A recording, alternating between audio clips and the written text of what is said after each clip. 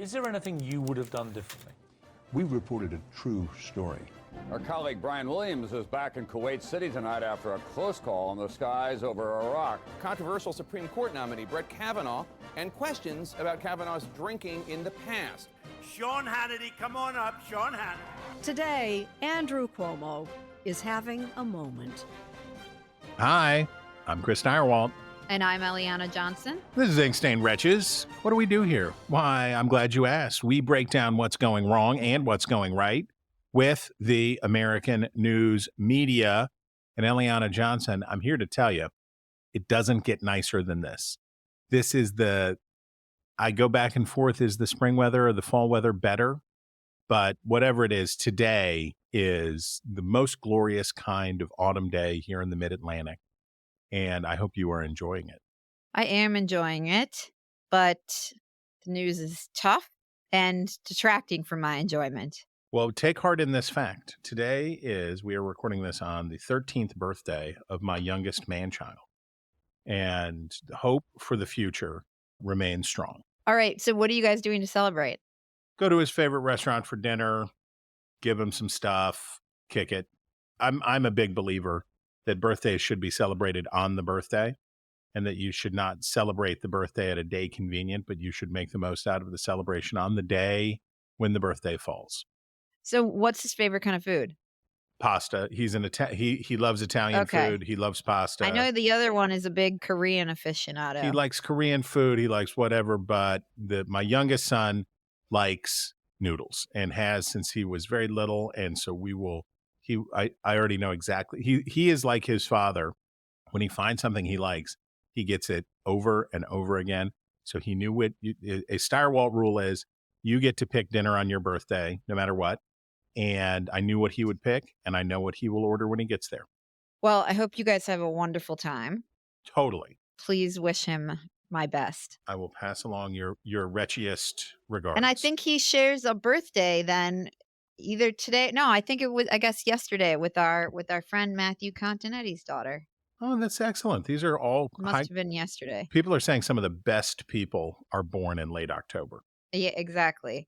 You know, I don't know how long it's going to be that our front page is Israel and its war on Hamas, but probably at least for another few weeks.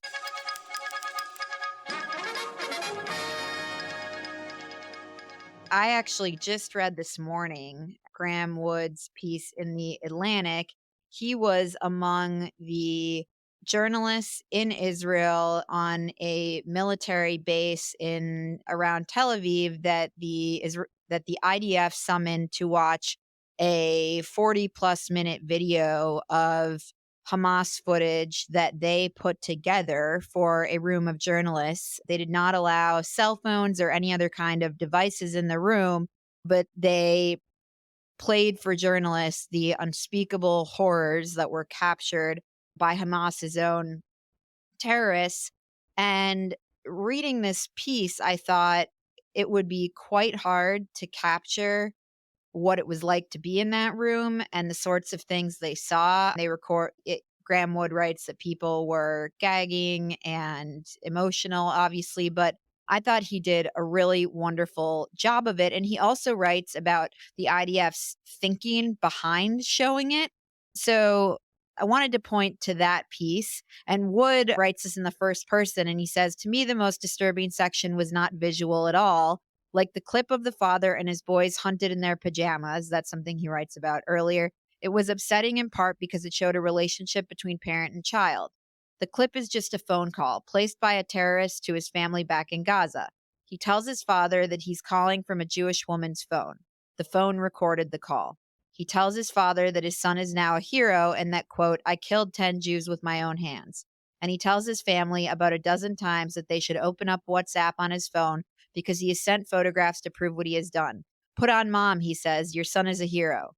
His parents, I noticed, are not nearly as enthusiastic as he is. I believe that the mom says praise be to God at one point, which could be gratitude for her son's crimes or pure reflex indicating her loss for words to match her son's unspeakable acts. They do not question what their son has done. They do not scold him. They tell him to come back to Gaza. They fear for his safety. He says amid rounds of Allahu Akbar that he intends victory or martyrdom, which the parents must understand means he will never come home. From their muted replies, I wonder whether they also understand that even if he did come home, he would do so as a disgusting and degraded creature, and that it might be better for him not to do so. And then Wood gets to the IDF's thinking and writes, Edelstein said that the IDF chose to show the footage out of necessity. It is not every day that snuff films of Jews are shown at an IDF screening hall. What we shared with you, Edelstein said, searching for words, you should know it. And he said he struggled to understand how some journalists could present the IDF and Hamas as comparable. This footage would refute that false equivalence. We are not looking for kids to kill them, he said. We have to share it with you so no one will have an idea that someone is equal to another. It was very powerful and very powerfully written. It took a lot of skill to write that piece, and the plain language referring to terrorists as terrorists is something that we're not seeing from a lot of news organizations, and I thought it was really, really excellent. Well, it's been interesting to see for me. You want to go highbrow at the Atlantic, you go lowbrow to Joy Behar going off on Alexandria Ocasio-Cortez and saying she lies like Donald Trump for some of the claims that Cortez has been making. And I think we're going to delve into more of this, but this conflict has laid bare in the media a lot of things that were under the surface, right? It has brought these conflicts to the fore and sort of the fundamentally irresolvable conflict of visions that exists here. And it's really hard for people to struggle with. And you will not get to hear me say this every day. Good for Joy Behar and good for the Atlantic. We talked last week about the New York Times's and virtually every other mainstream media organization coverage of the alleged Israeli bombing of a hospital in Gaza that was what we know now in reality a botched Islamic Jihad bombing of a parking lot next to that hospital in Gaza. And the New York Times, unlike a lot of other organizations that ran with that claim, has now printed an editor's note. And the Times writes, given the sensitive nature of the news during a widening conflict and the prominent promotion it received, this was the banner piece on the Times' website for several hours, Times editors should have taken more care with the initial presentation and been more explicit about what information could be verified. Newsroom leaders continue to examine procedures around the biggest breaking news events, including for the use of the largest headlines in the digital report to determine what additional safeguards may be warranted. What say you? I wanted to pair this with Vanity Fair's piece inside on the battle inside the New York Times around this. And Vanity Fair reports, we'll link this, inside the New York Times debate over its Gaza bombing coverage, Vanity Fair reports that several people did flag that this headline and the piece were problematic. A junior reporter for the Times who has been covering the conflict for the paper from Jerusalem chimed in, better to hedge, referring to the headline. The exchange took place in a Times Slack channel, and it notes that a senior editor on the international desk wrote in the same Slack channel, the headline on the homepage goes way too far. Good for the Times for printing an editor's note. However, the Times also printed a photograph that was not of this hospital, that was extremely misleading, and their note did not address that. And then the note, of course, sort of dances around this issue that underneath this botched report are the ideological biases and predilections of the reporters covering this conflict. And I think until the Times is able to grapple with the ideologies at work in its news place, these sorts of mistakes will continue to happen, is my view. I see a lot of parallels with the post-George Floyd coverage that we saw, which is, so if you are a moral imbecile and if you take a very simplistic view of the world, right?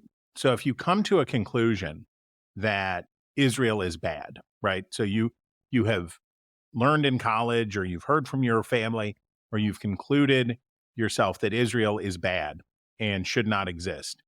And you've looked at the 1947 maps and you've come to this conclusion that the foundation of Israel now 2 or 3 generations ago is bad. You are not going to be equipped to have a discussion about the world as it exists and Hamas as it exists. And I see with Israel a parallel to the way people were talking about the police after George Floyd. Defund the police. We've got to radically rethink how we're approaching the real problem here is the police and all of that stuff. And things are complicated and things are hard, but Israel is, right? Israel is a big, for the region, populous, wealthy, thriving, democratic country. That's what it is. And it's not going away. And much like the police, they serve an important purpose also in the region. And if you're a reporter and you're covering matters like these, and you are rooted in a dorm room, bong smoke kind of thinking about the world, that was not Eliana on the bong. If you are rooted in the kind of moral imbecility and simplistic thinking, you will not be equipped to cover these matters. Well, that rules out pretty much, 98% of, mainstream media newsrooms. No, I think there's, we shared a lot of the good stories last week, and I certainly agree that there's tons of problems. But I would generally say that the overall tone, and certainly in the aftermath of the many errors around the explosion at the hospital, near the hospital, the grade isn't a perfect grade, but maybe I will give the U.S. media a passing grade. I would not go that far. There is far too much focus in the press, and that's reflective of the focus in the Biden administration on the humanitarian conditions in Gaza in a way that there was not. The first question after the U.S. invaded Afghanistan after 9/11 was not, what about the civilians there? Like, that sort of focus applies only ever when Israel fights a war. And the U.S. media plays into that. We have more stories where I'll point this out and flag it, but that really riles me. It is not a level playing field for Israel in this conflict in terms of the media. But I should say, the IDF's decision to screen that video, I think, is indicative of their realization that they have been on the back foot in terms of communications in previous wars, and they are working to change that. And that was, a conscious decision, and I think a good one on their part that is paying dividends. Well, the next item is some good industrious reporting, right? I agree. So I flagged this because we said we were going to come back, I believe 2 weeks ago. The Wall Street Journal reported that Iran had greenlighted the October 7th Hamas attacks in Israel, that they had been planned. Hamas leaders had planned them with Iranian officials through a series of meetings in Beirut. And that reporting was, I won't say contradicted, but the New York Times had a piece that said, American officials say they know nothing about this. They have seen no intelligence that corroborates this. And we talked about that at the time, saying that reporting sounded like water carrying for the Biden administration. So the Journal earlier today, and we're recording on Wednesday, is out with a new report. Hamas fighters trained in Iran before October 7th attacks. Roughly 500 Palestinian militants got specialized combat instruction at Iranian facilities as recently as September. And the Journal reports that senior Palestinian officials and Iranian Brigadier General Esmail Quani, the head of the Quds Force, also attended. The sourcing on this is pretty vague. They cite people familiar with intelligence related to the assault. And once again, the American officials say they haven't seen this, they can't corroborate it. So again, putting this down as a marker, and we will come back to it, but a very interesting report. Well, and well done, and good on the Wall Street Journal for continuing to hustle this out and advancing stories is good. This is good. Now, our next story could definitely also be facile files. This one just delighted me. It's at CNN.com, and it's a beauty. The writer is Nathaniel Meyerson, and the headline: Harvard and UPenn donor revolt raises concerns about big money on campuses. And the premise is, and this is something we talked about last week, where you have people who are big donors to these institutions who were just furious about either neutrality or pro-Palestinian or the countenance of anti-Zionist protests or whatever. And the donor said, if you don't clean up your act, we're going to take our money away. And this piece is, it imagines somehow, so the premise of the piece basically is, and I don't want to put words in the writer's mouth, but it's basically, because the federal government will not give universities all of the money that they need, the universities are dependent on donors, and that these donors want things in return. Can you imagine that these donors want things in return? If you give $1 billion to a school, that you would want things in return? And it's talk about dorm room kind of thinking.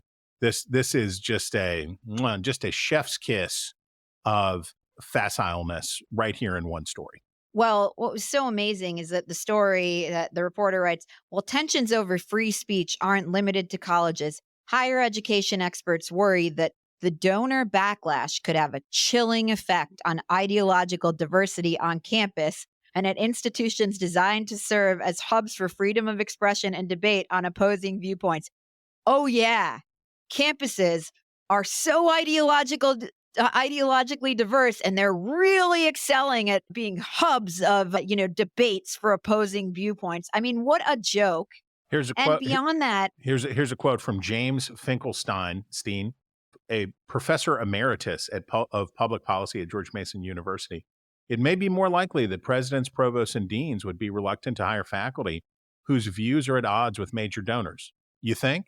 Do you think, Professor Emeritus Finkelstein, that they might want to curry favor with the? Of course they do. That is obviously the idea. In fact, people endow chairs. They put their names on the chair because they want to bring viewpoints onto campus.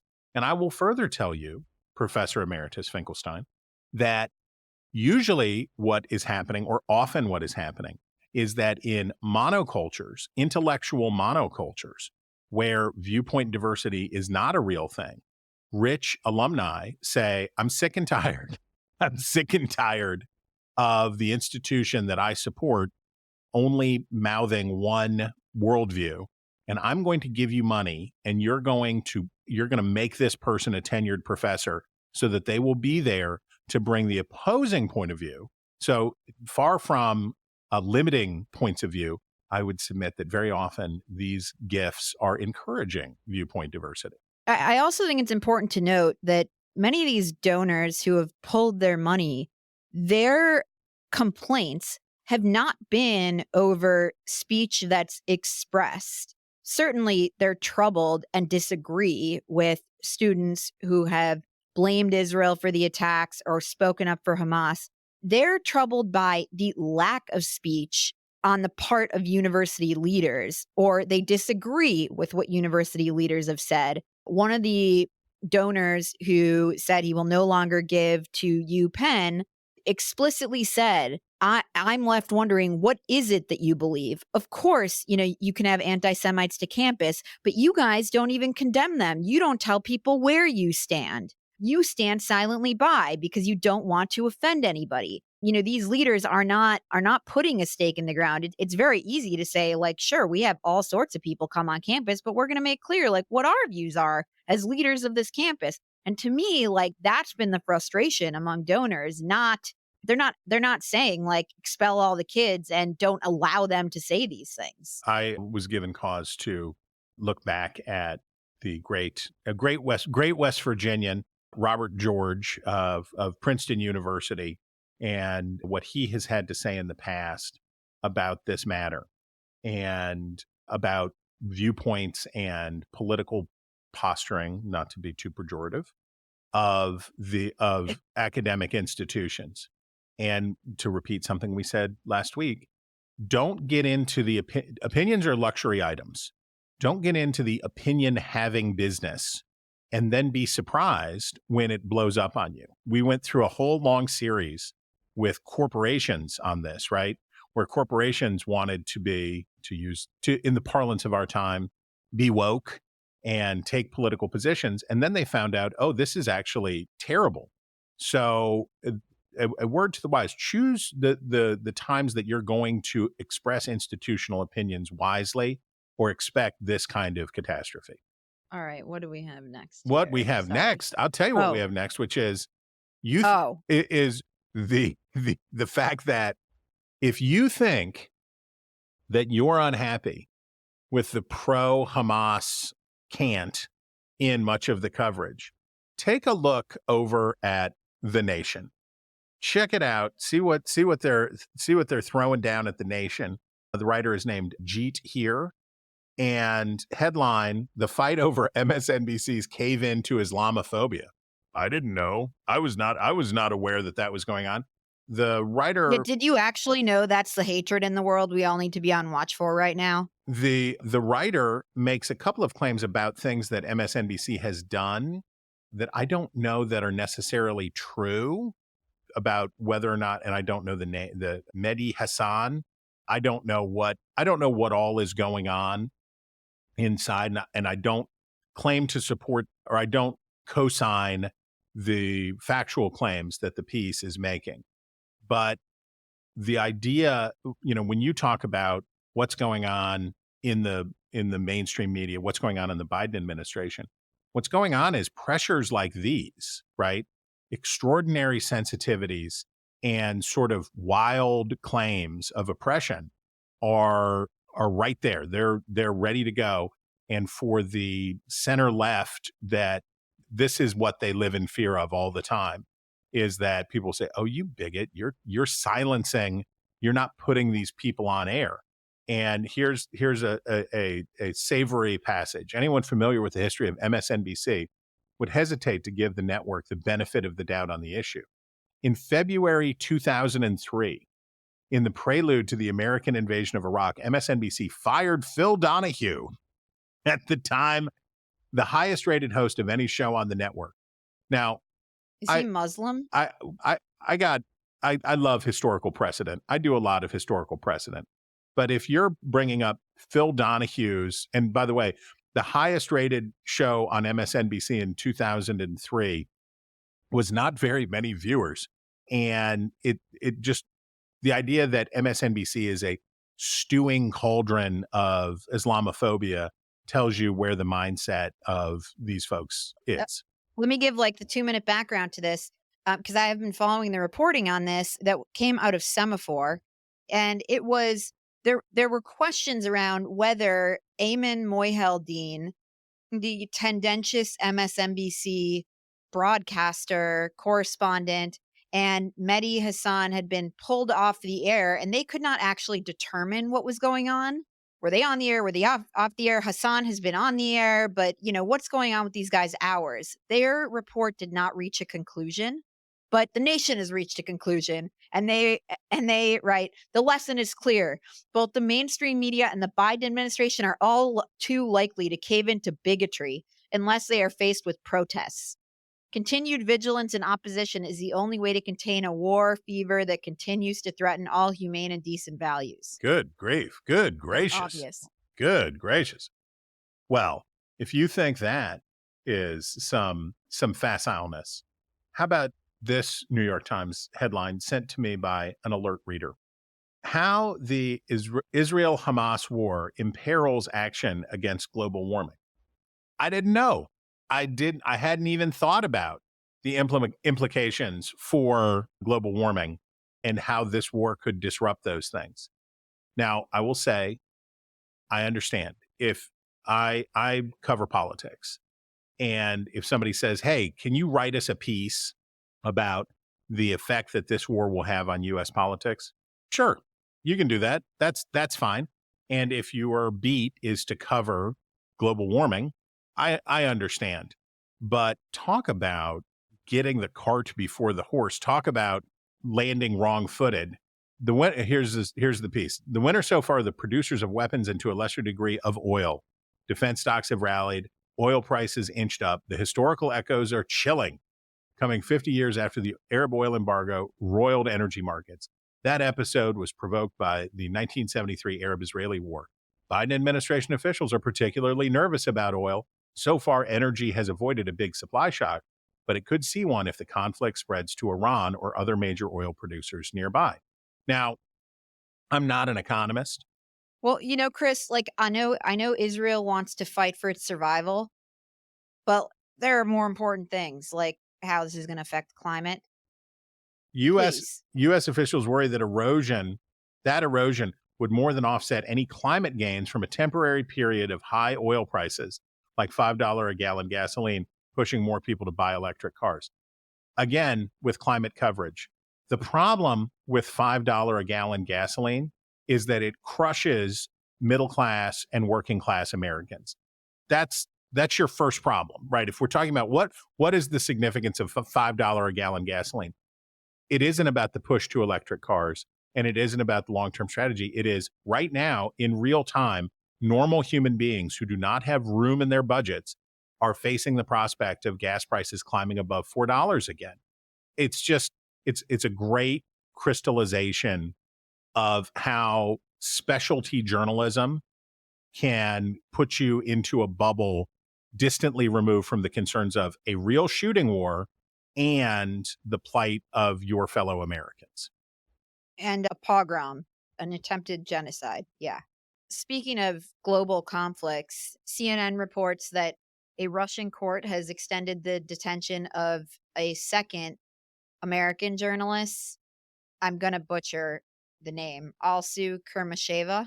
I'll take it. Pretty good, actually. Yeah, I think it was excellent. And CNN reports that Radio Free Europe said Kazan airport employees initially confiscated both of her passports, and soon after she was fined for failing to register her American passport with the Russian authorities. Kurmasheva was waiting for the return of her passports when new charges were announced on October 18th, Radio Free Europe said, adding that she was accused of refusing to register as a foreign agent. Kurmasheva's lawyer was quoted by the independent Russian media outlet Soda Vision as saying she is not guilty and will appear. And I should flag the other interesting CNN interview I saw this week was with the detained Russian prisoner, Paul Whelan, who blasted the Biden administration's deal to bring home Brittany Griner that left him behind, saying that it had incentivized hostage taking. And that's what came to mind when I read this as well. And a good opportunity to think about the plight of Evan Gershkovich, who is still imprisoned in Russia, an American journalist who is still imprisoned in Russia. And now there's another one. And just that bit of a somber note from me, which is, while we are focused on these other things, Russia continues its fundamental assault on press freedom and making U.S. journalists part of their war.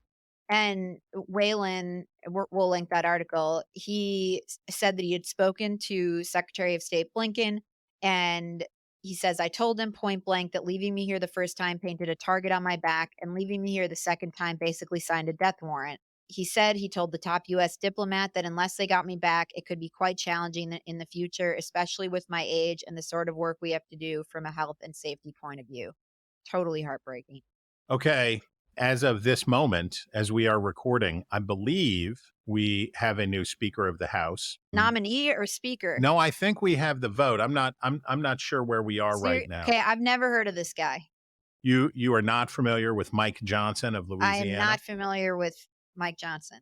Okay, so Mike Johnson is here. Well, let's start with the question of who does the media think Mike Johnson is?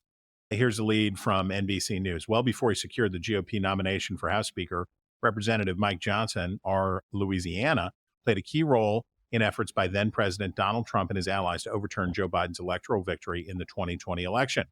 Johnson, who currently serves as the GOP caucus vice chair and is an ally of Trump, led the amicus brief signed by more than 100 House Republicans in support of a Texas lawsuit seeking to invalidate the 2020 election results in 4 swing states won by Biden: Georgia, Michigan, Pennsylvania, and Wisconsin. Now, I believe one or the other of Kevin McCarthy and Steve Scalise said they wanted to sign it, but they didn't get it in time, but both supported it, right? One of them signed it and both said they supported it.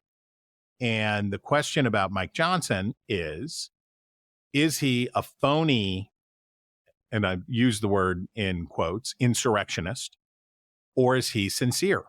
So basically, the only people that the House Freedom Caucus or the most radical members of the House Freedom. Wait, you're right. He made it. He made it. Congratulations. Breaking news as we record. Wow. Wretches break news. But the question basically is, nobody thought Steve Scalise or Kevin McCarthy wanted to really overturn, or I didn't, really overturn the results of the 2020 election. Signing on to this lawsuit was something you could tell Trump, oh yeah, we're working on, oh, they got us again, right? And that's what a lot of mainstream Republicans did. Try to play along with, let's let the legal challenges work through, and we're filing suits, figuring that eventually it would go away. And you contrast that with somebody like Jim Jordan, who I think was sincere, right? I think that Jim Jordan believed that the election was stolen and wanted to steal it back, right? And whether that's dumb or crazy, I don't know, but I think it was sincere. So basically, the coverage around Johnson has focused on this thing that brought him to prominence in the Republican conference, which was prominence is a generous word. Well, to whatever degree of prominence that he had previously enjoyed, which was he headed up this effort, basically. He played a key role in doing this. So the Freedom Caucus guys they must think he means it. And the normies must think that he was cynical like McCarthy and Scalise. And now we get to find out he's a really unknown person. We don't know a great deal about him. We know he's very ambitious. He's relatively young, and we'll get to see. But there, when they were announcing, we're recording this Wednesday, when they were announcing on Tuesday night at the press conference, what's the question? And by the way, a correct question for Mike Johnson is, did Joe Biden win the election? Right? Like that's what we want to know. Do you think Joe Biden, it's not the only question for Mike Johnson, but it's an important question. When a reporter was asking that, Congresswoman Fox from North Carolina is just yelling at her, shut up. And the Republicans are booing the reporter asking the questions. And you get in the coverage why this is the emphasis for people who are very concerned, reporters who are very concerned about what they see as the insurrectionist wing of the Republican Party. You also get why Republicans don't want to talk about that. There was one of the members behind her. Maybe we can play the clip. Mr. Johnson, you helped lead the efforts to overturn the 2020 election results. Will you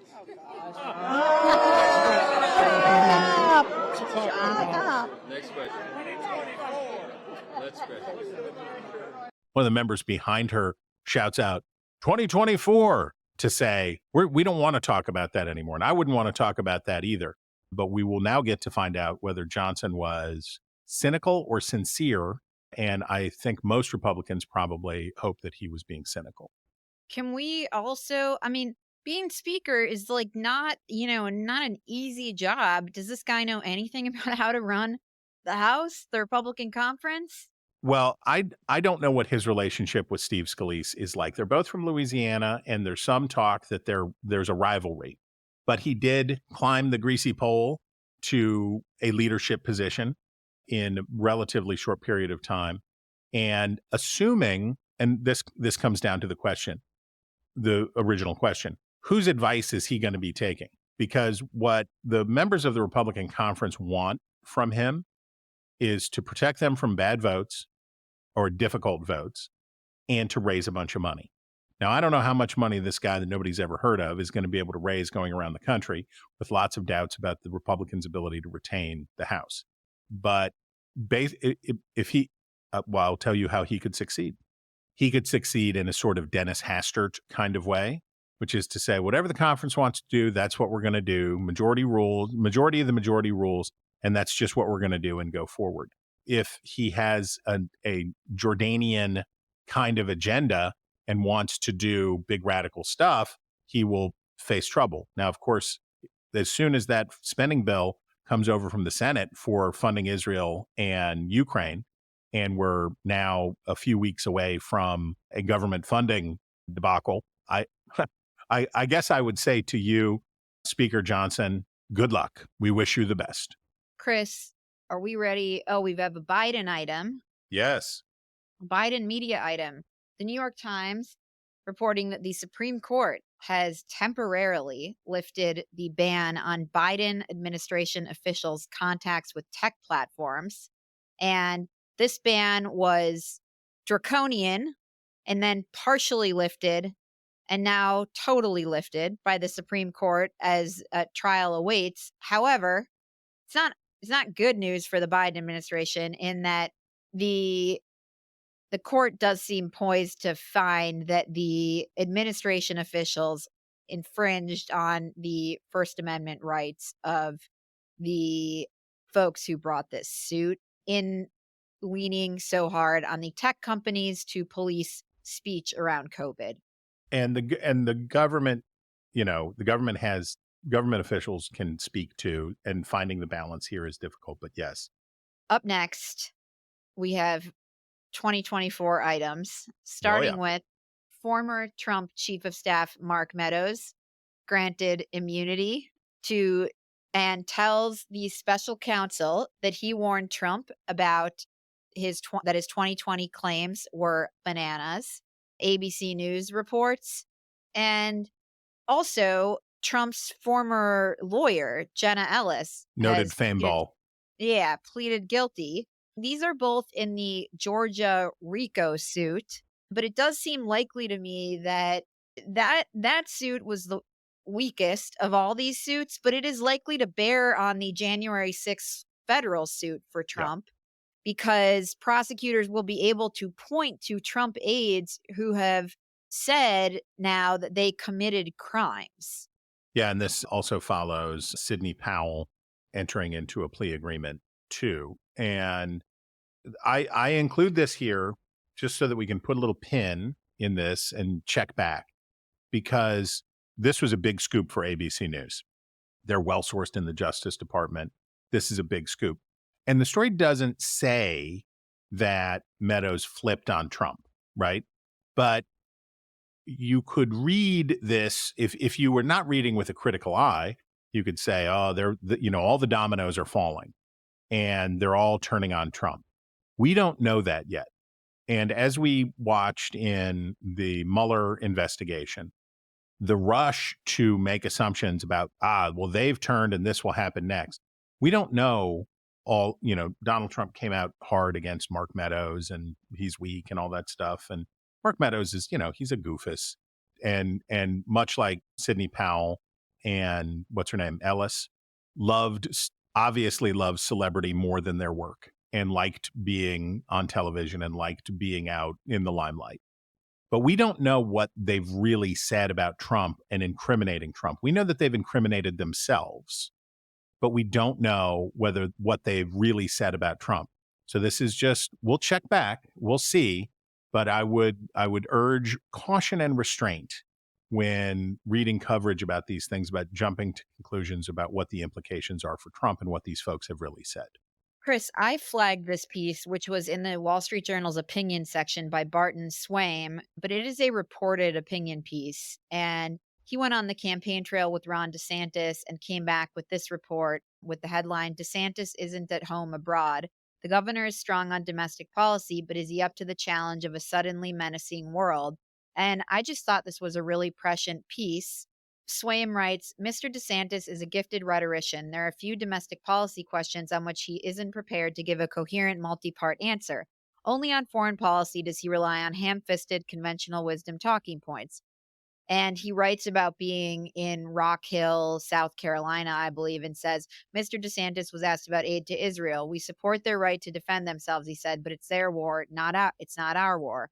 Part of what he meant was that the U.S. shouldn't contain Israel's response. He's right about that. But had he forgotten that Hamas murdered Americans on October 7th and that some of the hostages now held by Hamas are Americans?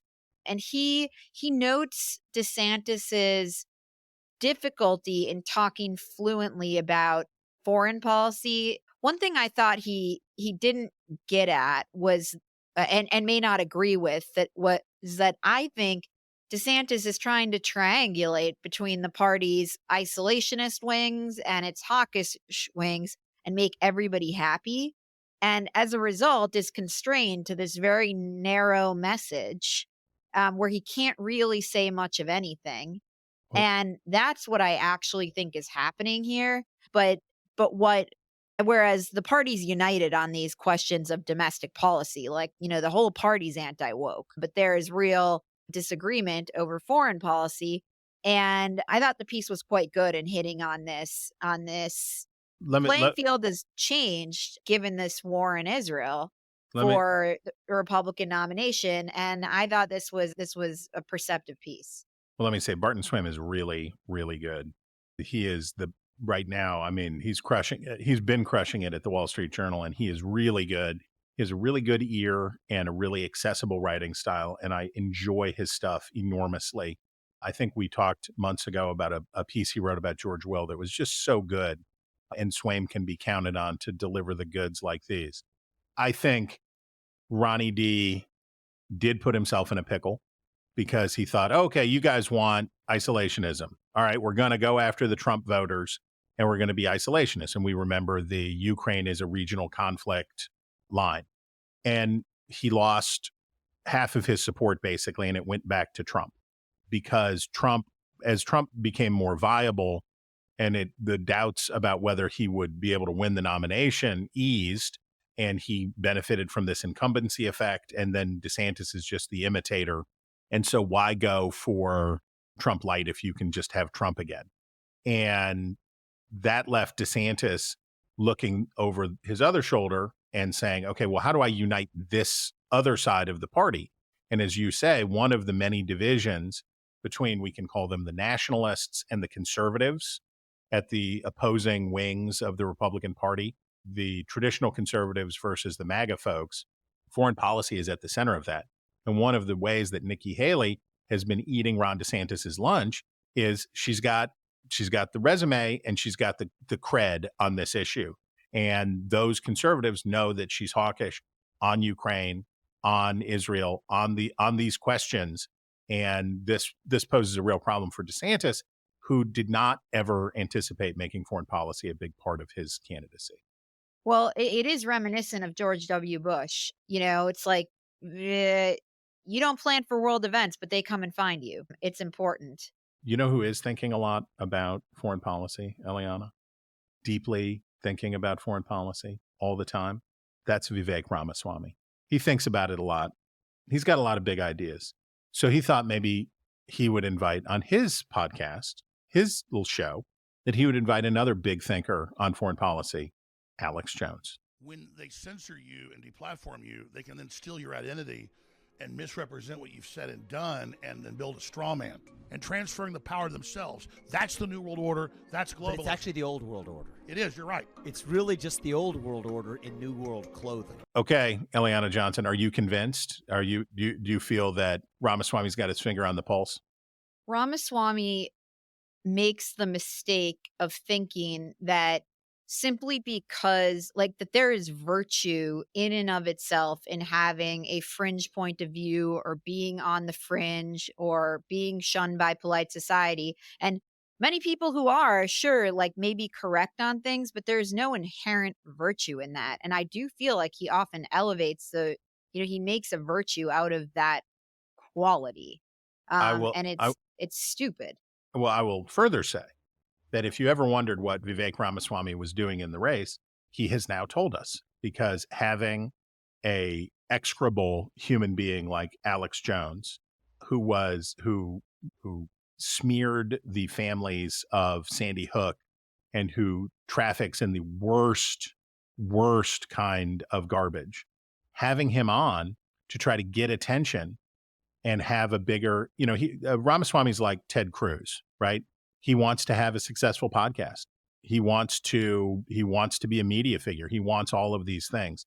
And his unquenchable thirst for attention has taken him to this crossroads. And the good news is he's at 3% now and heading down to zero, right? If you're an Alex Jones nutter and you don't need Vivek Ramaswamy, Trump's got plenty of room over at the ranch for you. Chris, the messenger. Don't blame the messenger. Fill us in. This is like the least surprising media story, bottom headline of the day. I don't know if people really call messenger president Richard Beckham Mad Dog, but I don't think so. I'm into it if they do. We've told you before about Jimmy Finkelstein, the guy who sold the Hill for $1 quadrillion, started the messenger. He hired everybody. He threw money around like crazy. He did all this stuff.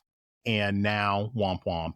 Among the issues employees would like to see addressed, sources noted, and this is from the Daily Beast, are the outlet's recent partnership with an AI firm.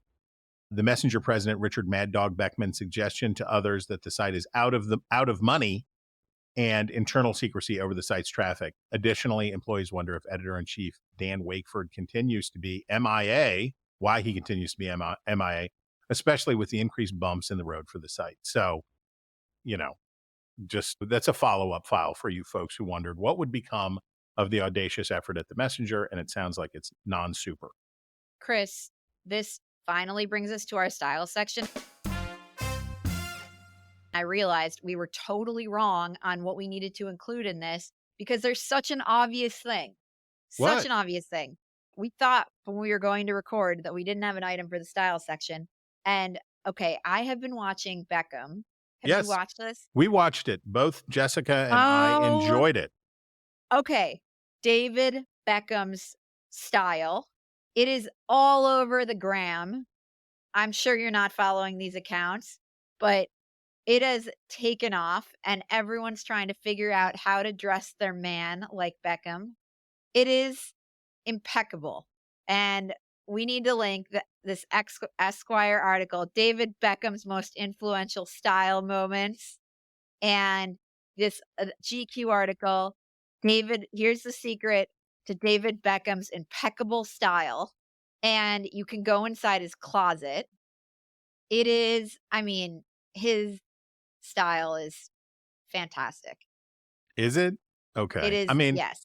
I think if you look like David Beckham, I know, I was about to say that and too. you have 3% body fat, and you live your life as a beekeeper and fitness enthusiast with your $100 million or whatever, or more, whatever looks good, right? You can wear a Middle Eastern scarf draped loosely around your neck and a tank top, and people say, "Oh, what style?" Well, I'm here to tell you, fellas, if you don't look like David Beckham, try a blue suit. See how it goes for you. I'm just telling you, this is all over the gram. All right. Well, I will endorse the series and will say that I came away from it liking both of them more than I thought that I would. Agree. He seems like a sweet dummy who was really gifted, and I believe that his intentions were good. Wait, I don't think he seems dumb. Really? No, I love him. And I love his mom. His mom at one point talks about adding someone to her kill list. We can love sweet dummies. There's nothing. I love him.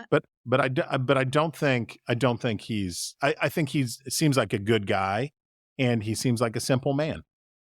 Maybe I'm just not fully able to focus my attention on his. Exactly. I'm just not focused on his brain. The abs are getting you. Yeah, they're a little distracting. And she's great too. I like her.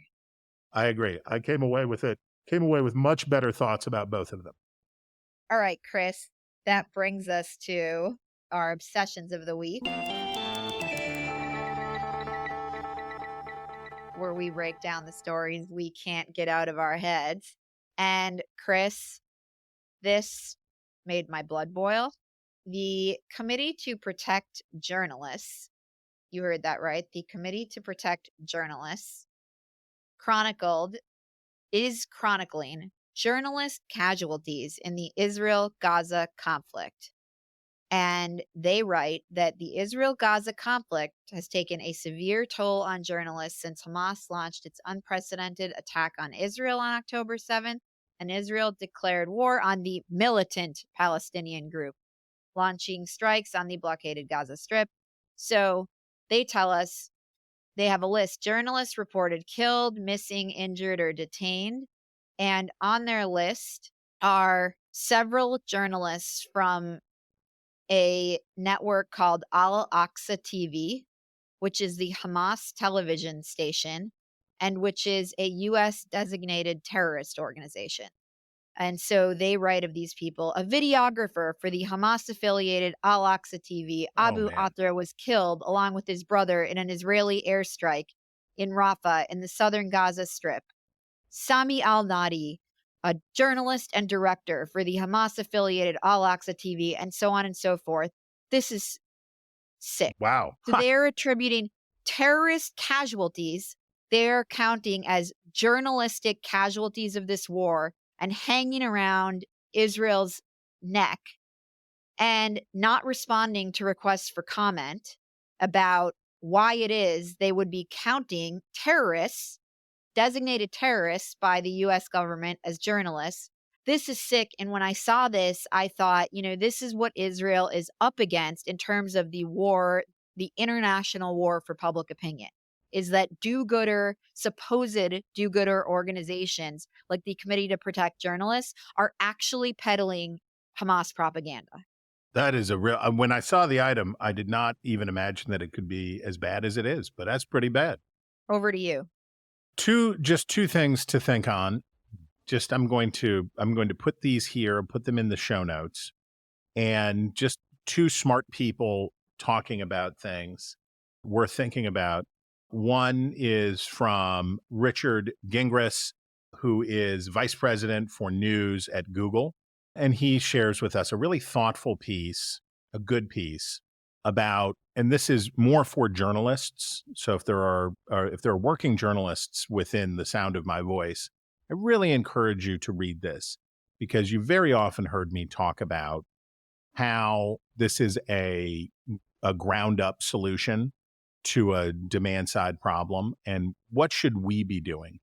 We have a tendency to want big external interventions to fix what's wrong with our industry. But what it will take, basically, is for us to think anew, act anew, and find better ways of being and doing. And Gingras is thoughtful, insightful, and it will provide food for thought. The other one that I want folks to take a look at is from Russ Roberts, libertarianite economist and professor, who has a very interesting Twitter thread that deals with questions about media trust, deals with questions about institutional trust, those same things that Gingras is dealing with, but through the prism of after the October 7th attacks in Israel and what's going on in the world. I commend it to you as a way to think about, these are really hard questions, right? These defy simple answers, and we are faced with really hard choices to make as journalists, as citizens, and as people. And I'm gonna leave those two here for you. I really hope you'll take a look.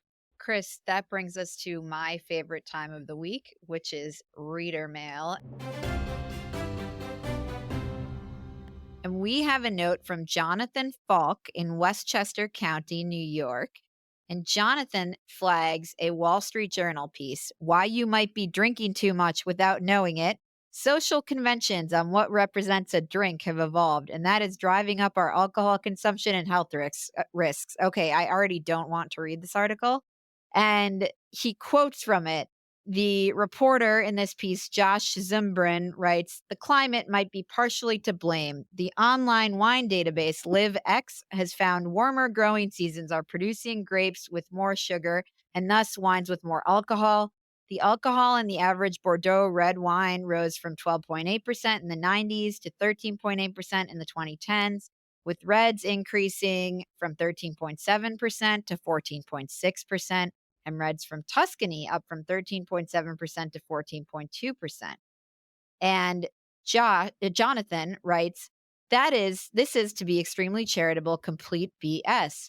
Growers decide when to harvest grapes. They could harvest them earlier with less sugar. Also, the alcohol content of wine can and is routinely lowered by adding water. The alcohol content of wine is exactly what the public demands. Robert Parker's 100-point system, which famously gave higher ratings to more alcoholic wines, had an effect which is many multiples of this climate blame. Look how red wine grew much more than white wine. That's the Parker effect to a T. Finally, let's do a little math. The difference between alcohol in a 5-ounce pour between 13.7 and alcohol and a 14.6% alcohol is 0.045 ounces of alcohol. That's only 7.5% of the so-called standard 0.6 dosage standard. By contrast, a pour of even an extra ounce is almost twice that. So what do you think is causing this? Global warming or a bartender with a heavy pour looking for bigger tips? The whole article is fairly stupid because few people are really ignorant of their own drinking habits. But throwing global warming into this article is what makes it ink-stained fodder. I totally agree. The pours are huge, and I appreciate that, but I do realize I am having 2 drinks when in 1 glass. Chris, that brings us to your favorite time of the week, where I am forced to say something nice, but you shall lead us by example. What was your favorite item of the week? A delightful piece from The Age out of Melbourne, Australia. Straight bet out of Compton, why LA gang members are embracing the gentleman's game. And I most sincerely hope that this is on the level and this is not a monkey fishing kind of story, because it is the story of former gangbangers who have taken up cricket in LA, and with the Olympics coming to Los Angeles, that this will play a role in the growth of cricket. And I didn't know about this. I found it fascinating. And this is the kind of long form journalism that you love to see, that you find something interesting, you examine it through a bemused, interested eye, and it's a gem. Chris, my favorite item of the week was an essay from Barry Weiss that relates to the New York Times' correction. And, the correction, sure, they admitted error, but she notes, she compares the situation around falsely accusing Israel of blowing up this hospital in Gaza to what happened at the paper when the op-ed page published an op-ed from Senator Tom Cotton saying, send in the troops to restore order after the George Floyd riots. And she writes, in the case of Cotton, there was not a single correctable error in the piece, yet in the course of 48 hours, jobs were lost and people were smeared and demoted simply for doing their jobs. In fact, the piece, which argued for the legality of the deployment of National Guardsmen to restore order in American cities, held up better than I would have thought, especially in light of the use of National Guardsmen to quell the violent rioting in the U.S. Capitol on January 6, 2021. In this case, publishing Hamas PR has led the paper to issue a soft non-apology, lamenting that the story should have been presented more carefully.